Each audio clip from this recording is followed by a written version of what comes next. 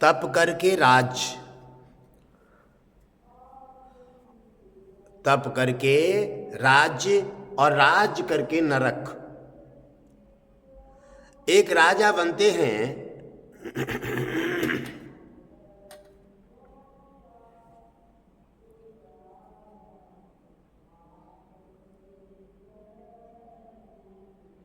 एक राजा हुए नहुष, जिन्होंने 108 अश्वमेध करके और इंद्र की पदवी प्राप्त कर ली, और इंद्र की पदवी पा करके और जरा से इंद्राणी के चक्कर में फंस करके उन्होंने उनका अपमान कर दिया।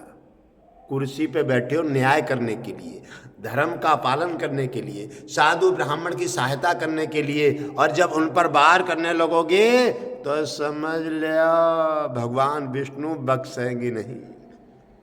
राजा नहुष का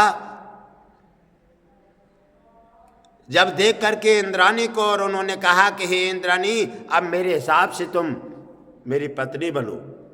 इंद्राणी ने कहा कि मैं पतिव्रता नारी हूं भारत की, ये मेरा कर्तव्य नहीं है।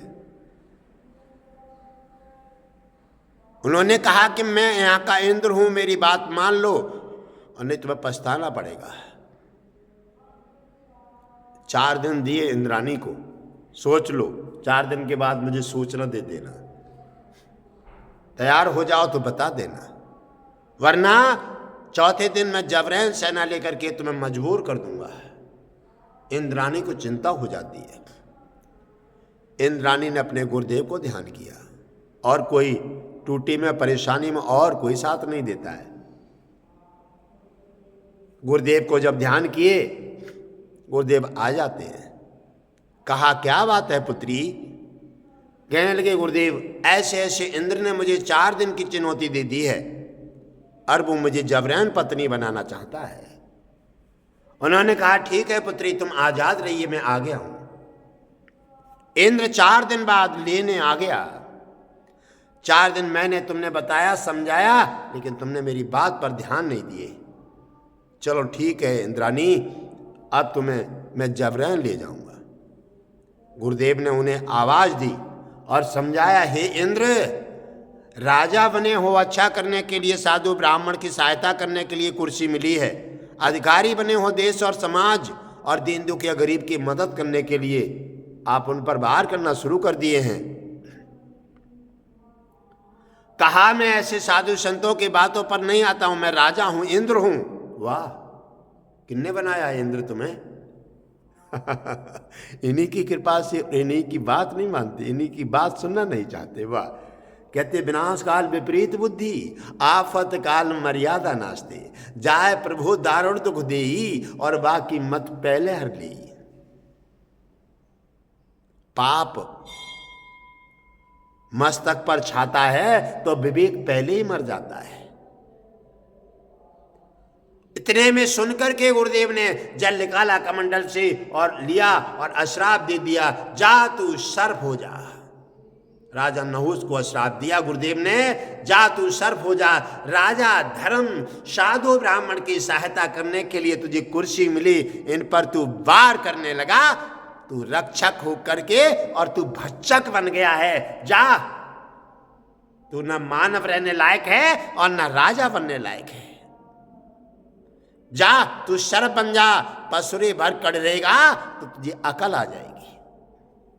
राजा नहुष एकदम रो करके गिड़गिड़ा करके गुरुदेव के चरणों से गिर जाते हैं। हे मुनिराज, आपने ये क्या कर दिया? कहने लगे मैंने उचित किया है, क्योंकि तैने जिन दीन दुखिया गरीब साधु ब्राह्मण की रक्षा करने के लिए संकल्प और वचनबद्ध होकर के तैने ये कुर्सी पाई और उन्हीं पर तैने वार करना शुरू कर दिए हैं, इसलिए तैने किया है, और वैसे ही मैंने तुझे दंड दे दिया है।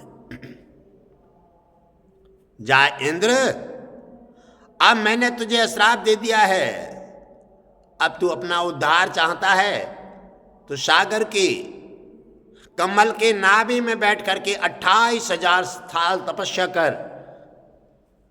कमल की नाभि में बैठ करके सागर में 28,000 साल तपस्या कर, भगवान विष्णु प्रभावित होंगे, तब प्रसन्न होकर के तुझे मानव जीवन की धरोहर सौंपेंगे, राजा बनने का फिर भी अवसर नहीं देंगे, क्योंकि तू राजा बनने लायक नहीं है।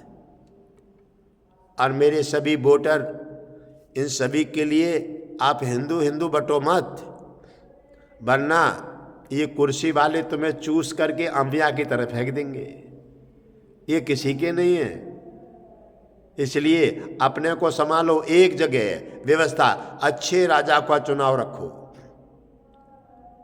अच्छा राजा का चुनाव होगा, एक धर्म होगा, एक शांति होगी, व्यवस्था होगी, भगवान विष्णु प्रभावित होंगे, आनंद मंगल होगा। वो राजा नहुष कमल के नाभि में चला गया तपस्या करने के लिए, पुराना इंद्र, तपस्या पूरी हो जाती है, अपना इंद्रासन संभालता है, और पुराना इंद्र और इंद्रानी ने दोनों ने मिलकर के गुरुदेव के चरण हुए, पूजा की, कहा गुरुदेव आप तो नाना प्रकार से जीवन और संसार के लिए कल्याणकारी हैं, आपके बिना आप तो प्रकाश हैं, आप तो पारस हैं, आप तो सागर हैं, आप तो अथाह ज्ञान हैं। जिसको आपकी कृपा नहीं होती, जिसको मन में हृदय में आपका ये छवि नहीं उतरती, उसके जीवन में सदा अंधेरा रहता है, उसके जीवन में सदा कलह बनी रहती है, उसके जीवन में सदा ही बीमारी भरी रहती हैं। और जिसके हृदय में तुम्हारी छवि नाना प्रकार से प्रकाशित है, आदर और सम्मान के साथ लगातार प्राणों की जगह रखता है, वो न रोगी है और न किसी प्रकार का कष्ट है। भगवान विष्णु लक्ष्मी का